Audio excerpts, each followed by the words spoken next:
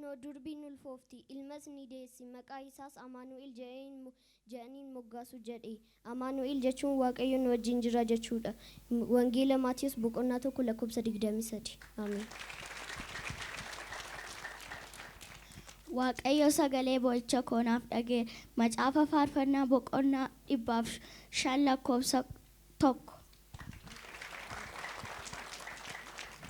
Waaqayyo waan guddaa hojjetee nutti agarsiiseera nuyi warra gammachuun ta'an macaafa faarfannaa lakkoofsa 126 lakkoofsa 7.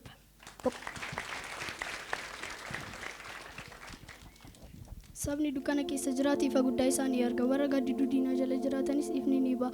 Isaayyaas boqonnaa 1 lakkoofsa 2. Isaayyaas boqonnaa 9 lakkoofsa 2. Sodaatinaa kunoo misiraachoo gammachuu guddaan isinitti himamu. Kunis saba hundumaaf kan ta'u warra mandara Daawititti fe'ee isaan isiniif dhalateera. Innis immoo Kiristoos goofticha. Luqaas boqonnaa 2 lakkoofsa 11 hanga 10 argachuu hin dandeessu.